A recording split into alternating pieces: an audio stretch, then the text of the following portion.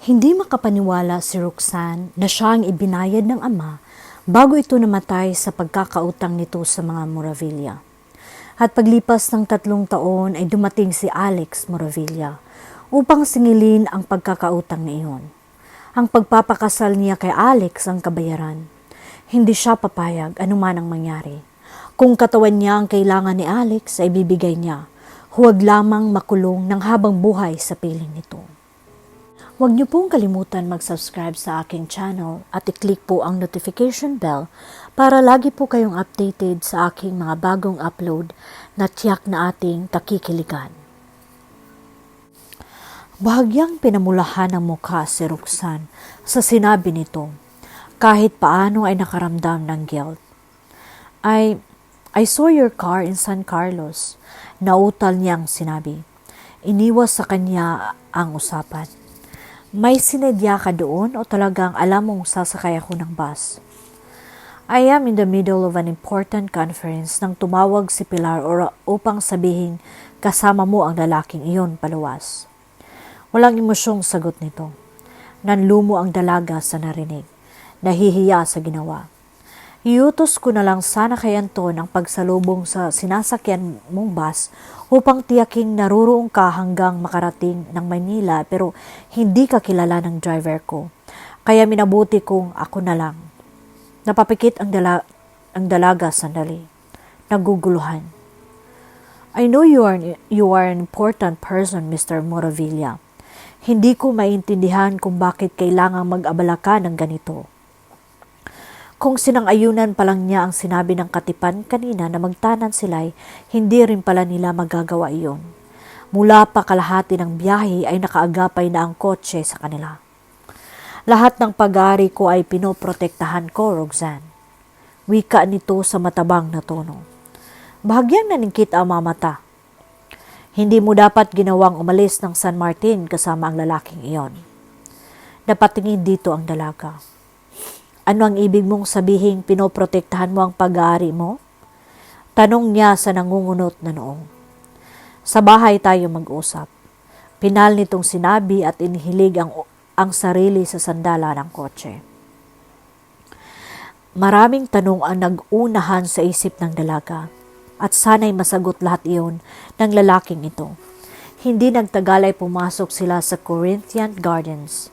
Gustong malula ng dalaga sa managlalakihan at nagagandahang bahay na tila nagpapaligsahan sa isa't isa. Hindi siya lumaki sa maliit na bahay. Ang Villa Manuela ay may 5 silid sa itaas at 2 sa ibaba. Pero namangha siya sa bahay na pinasok nila. In ultra-modern structures, in soft beige and white paint. Ang tigula na bubong lang ng mansyon ay napakamahal na. 3 pang sasakyan ang nasa malaking garahe na sa tingin niya ay puro mga mamahalin. Knowing that this man is very rich is different from really seeing it. Hindi ako maaaring magtagal, Roxanne. Wika nito nang nasa loob na sila ng mansyon. May isang meeting akong nagsisimula na sa mga oras na ito. Sinulyapan nito ang relo sa braso. Make yourself comfortable. Ituturo sa iyo ni Andring ang silid mo. Pero, mag-usap tayo mamaya pagdating ko. Hindi lang maaring ipostpone ang meeting na ito. Wika nito sa kanya at pagkatapos ay muling lumabas ng mansyon. Dadalhin ko na sa itaas ang maleta ninyo, ma'am. Napalingon ang dalaga sa babaeng dumampot ng maleta niya. Ikaw ba si Andring? Opo, ang mayordoma dito. Sumunod ho kayo sa akin. Nagpatiuna itong lumakad patungo sa malaking hagdan paikot. Carpeted ang gitna. Hindi malaman ng dalaga ang sasabihin at gagawin. Sa pakiramdam niya sa nakalipas na mga sandali, biglang nagbago ang buhay niya. Narito siya sa isang estrangherong lugar na pag-aari ng isang estrangherong lalaki. A man her father despised. Ang tanging pamilyar sa kanya ay ang logo ng kumpanya na hindi naman nagdadala ng kaginhawaan kundi ay lungkot. Buong buhay ng ama ay inukol sa kumpanyang iyon, ang Moravilla International Paper Products. Isang magandang silid ang binuksan ng mayordoma. Halos bumaon ang rubber shoes niya sa carpet na light brown ang kulay. Brush ang double bed, Ganoon din ang mga night table. Comfort and luxury ang ibinabadya ng silid.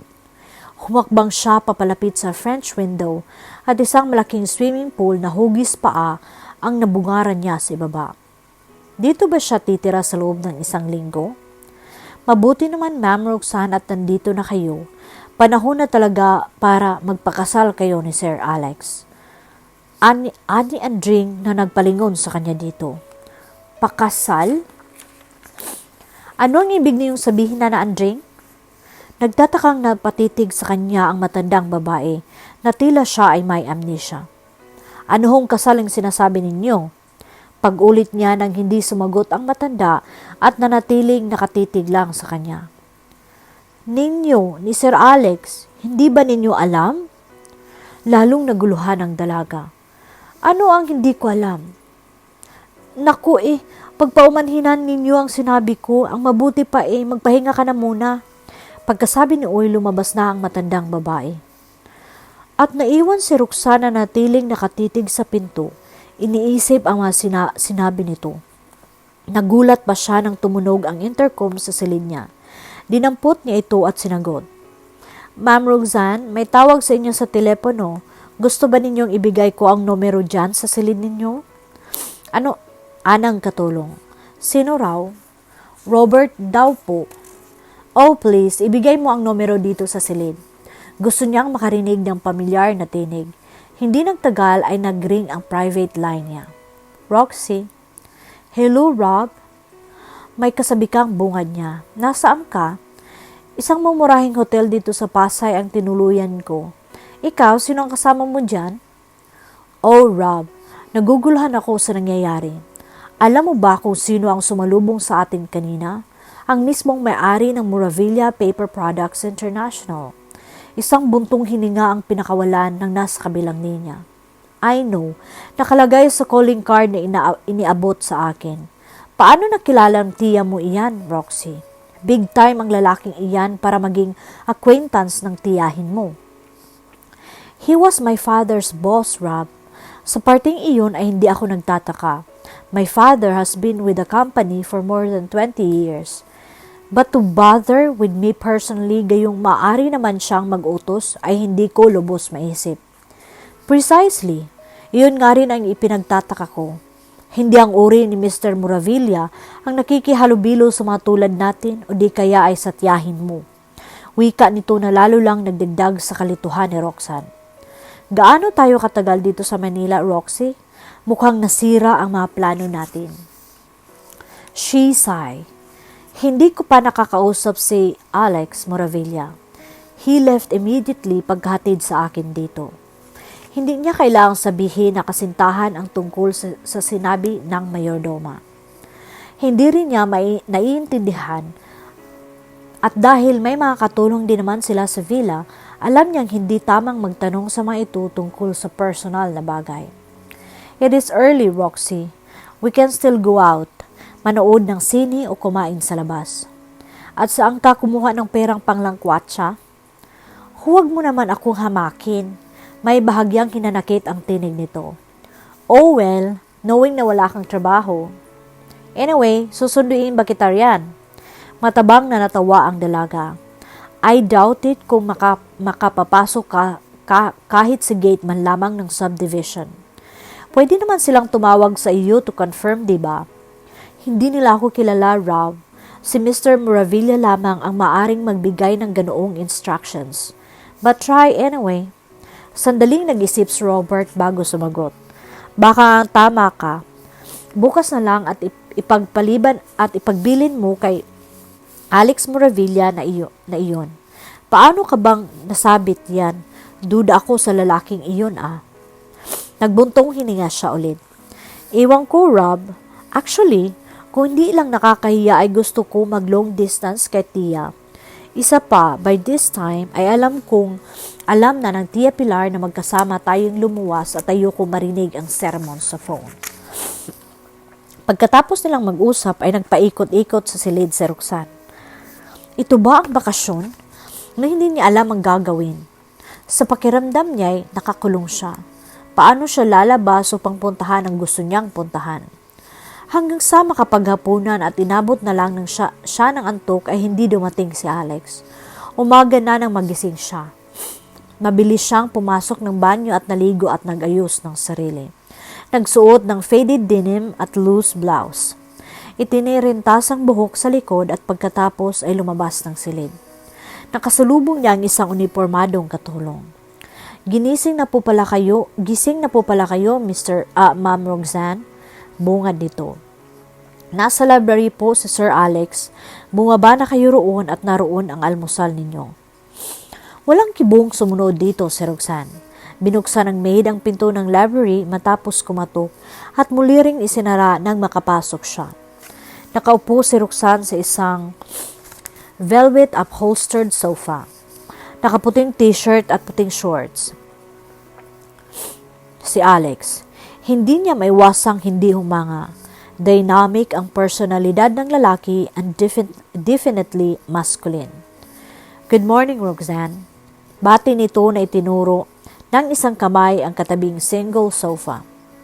Morning. Marahan niyang sinagot at naupo. Sinalina ni Alex ng juice ang baso niya. Nasa harap nila ang isang American breakfast. Thank you, ani niya at dinampot ang baso ng juice at uminom. Tulog ka na ba nang dumating ako kagabi? Simula nito. Inabot ng gabi ang huling meeting na pinuntahan ko. Tumango siya. Hindi ko na itatanong kung bakit kilala mo ang Tia Pilar. Nagalangan niyang sinabi. Alam kong matagal na nagtrabaho sa kumpanya niyo ang daddy. I know you will come to that conclusions. May pagsang-ayon sa tinig nito. Anyway, where do you want to go this morning? Nabigla ang dalaga sa tanong at hindi agad nakasagot. Nagpatuloy si Alex. I suggest na mag-shopping ka ngayong umaga. Pagkatapos ay mananghalian tayo sa kahit aling 5-star hotel na mapili mo. Sa gabi, maybe we can... Teka. Sansalan niya sa sinasabi nito. Maraming salamat sa suhestyon, Mr. Moravilla. Alex, Roxanne. Agap ng lalaki sa sinabi niya.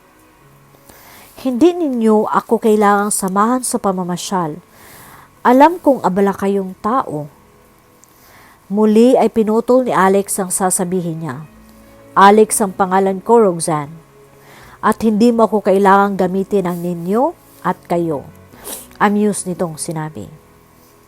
Alex, kung ganoon. As I was saying, hindi mo ako kailangang samahan sa pamamasyal. Kung ipahihintulot mo, ay susunduin ako ni Robert ngayong umaga at magkasama kaming mamamasyal. Nakita niyang biglang pag-iba ng ekspresyon ng lalaki. Tumayo ito mula sa kinaupuan. Dinampot ang sigarilyo sa mesa at nagsindi. Roxanne, nang sabihin ni Pilar na luluwas ka ng Maynila, ay alam ng tiya mo na mag-isa ka lang napaparito. At iyon din ang pagkakaalam ko. Wika nito na hindi tumitingin sa kanya at pagkatapos ay nagbuga ng usok paitaas. Ang buong panahon ko, umpisa sa araw na ito ay nakaukol sa iyo. But you don't have to, protesta niya. I mean, alam kong busy ka. Hindi kailangan mag-abala ka ng ganito. Hindi abala ang tawag ko doon, Roxanne. Obligasyon. Obligasyon? Napataas ang dalawang kilay ng dalaga. Ano ang ibig mong sabihin? Why should you feel obligated with me? Ang daddy mo'y matagal na namasukan sa kumpanya ko bukod pa sa kaibigan siya ng papa. In one way or another, ay obligasyon kong... No, Mr. Alex. Wala kang ganoong obligasyon. Sansalan niya sa sasabihin nito. Hindi niya naiintindihan ang self-imposed obligation na sinasabi nito gayong natatandaan niyang malinaw na hindi gusto ng daddy niya ang Alex Moravilla na ito. Katunayan nga niyan ay gusto ko sanang hilingin sa iyo na lilipat na lang ako ng titirhan. Sa hotel siguro. Nagsalubong ang makilay ni Alex na humarap sa kanya. Sa hotel? Sino ang nagbigay sa iyo ng ganyang ideya? Ang boyfriend mo? Tila asido sa dila nito ang huling sinabi. Umiling siya. I do not mean to be rude, but I just don't feel comfortable here. Mas gugustuhin kong mag-book sa hotel. Nakita niya ang bahagyang pagtaas ng sulok ng bibig ng kaharap. Sa palagay mo ba'y papayagan kitang sa hotel manuluyan? Nag-angat siya bigla ng paningin. At bakit hindi mo ako papayagan? Ano ang karapatan mong pigilin ako dito? Nagtatakang tanong niya. Sa aking kay pinagkatiwala ni Pilar Roxanne. Formal nitong sinabi. Dinampot ang tasa ng kape at humigo. Umiling siya. Kung sinabi sa akin ni Tia Pilar ang tungkol sa ganitong arrangement, bago ako lumuwas ay hindi ako papayag, Mr. Moravilla. This is not the kind of vacation I had in mind. Forgive me for saying pero para akong nakakulong dito. Nakakalula ang karangyaan ng bahay na ito. Inikot niya ang paningin sa buong silid. Ikinalulungkot kung ganoon ang impresyon mo sa bahay ko, Roxanne. Anong gusto mong gawin ko upang maging panatag ang loob mo dito? Nakadama ng pagkapahiya si Roxanne sa naunang sinabi, bagaman nagtataka sa pagiging accommodating ng binata. Maraming salamat, Alex, pero hindi ko gustong mag-impose at sana'y pumayag ka nang sa hotel ako tumuloy. Nakikiusap ang tinig niya pero ang determinasyon sa ilalim ng sinabi ay naroroon. Matagal bago sumagot ang lalaki. Ikinalulungkot kung hindi kita mapagbibigyan, Roxanne. Padabog siyang tumayo. Wala kang karapatang pigilin ako rito. Bagyang tumaas ang tinig niya. Nagbuntong hininga ang lalaki. But I have all the right. Ano ba ang pinagsasabi mo? Hindi kita naiintindihan. Lalong bumangon ang inis sa dibdib niya sa sinabi nito. Gusto kong makausap ang Tia Pilar, Mr. Moravilla. Mariing dagdag niya. Nagkibit na mabalikat si Alex. Dinampot ang cellphone sa side table at ito mismo ang nag-place ng tawag. Makalipas ang mahabang sandali ay binigay sa kanya ng binata ang cellphone. Tia, agad niyang bungad. Natutuwa ako at nakarating ka na, Roxanne. Nahihimigan ng dalaga ang pag-aalangan sa tinig ng tiyahin sa kabilang linya.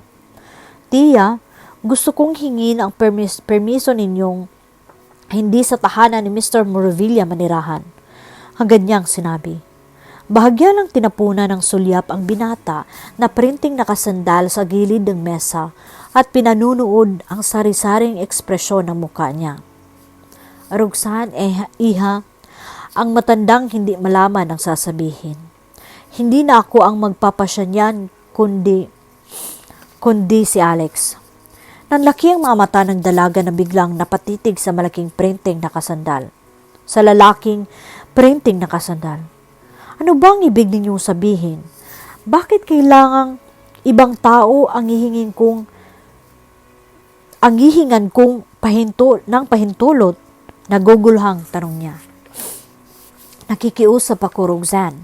Ani Pilar na gumagaralgal ang tinig. Kung anuman ang sinasabi ni Alex sa iyo, ay makabubuting siya mong sundin. Hindi natapos ni Pilar ang sasabihin dahil kinuha ni Alex sa mga kamay niya ang telepono. I'll talk to you later, Pilar. Yes. Pagkatapos ay ni-off na nito ang cellphone at muling binalik sa pinagkunan. Hinarap si Roxanne na hindi pa rin nakakilos. Satisfied? Paasik na tumayo ang dalaga. Hindi ko naiintindihan ang lahat ng ito, Mr. Moravilla. Kung hindi mapagpasyahan ng Tia Pilar kung saan ako manunuluyan, ay ako ang magpapasya. Gusto kong sa hotel tumuloy sa panahong narito ako sa Maynila. Isang buntong hininga ang pinakawala ng lalaki. Which hotel, Roxanne? The cheapest dahil yun lang ang kaya ng pera mo? I would not allow you. Hindi ako interesado sa opinyon mo, Mr. Moravilla. Sa hotel ako manunuluyan at hindi rito. Mariing wika niya. The nerve of this man na pagpasyahan kung anong gusto niya at hindi. At ang Tia Pilar naman niya'y pinayuhan pa siyang sundin ito. Sa akin ka ay pinagkatiwala ng daddy mo kaya may karapatan akong desisyonan ang tungkol sa iyo, Roxanne. Malumanay pa rin sagot ng binata. Namilog ang mamata ng dalaga. Iyan ang hindi ko mapapaniwalaan, Mr. Moravilla. Paano akong ipagkakatiwala sa iyo ng daddy, gayong hindi nito ninais na magkakilala man lang tayo. My father despised you. Now I can see why. Nakita niya ang paggalaw ng mamasos nito sa mukha sa sinabi niya. Mananatili ka rito, Roxanne. Kung gusto mong mamasyal saan man, ay ako mismo ang sasama sa iyo. Mabilis na umiling ang dalaga. Hindi, Mr. Moravilla. Ipinagpapasalamat ko ang makagandahang loob mo sa akin, pero hindi ito ang uri ng bakasyon na nasa isip ko nang balaking kong magpunta rito ng Maynila. Ngayon din, umagang ito ay alis ako. Kung ipahintulot mo ang paggamit ko ng telepono mo. Ano ang silbi ng gagawin mo, Roxanne, when you will be spending my money? Wika nito na ikinahinto niya sa akmang pagdampot sa cellphone.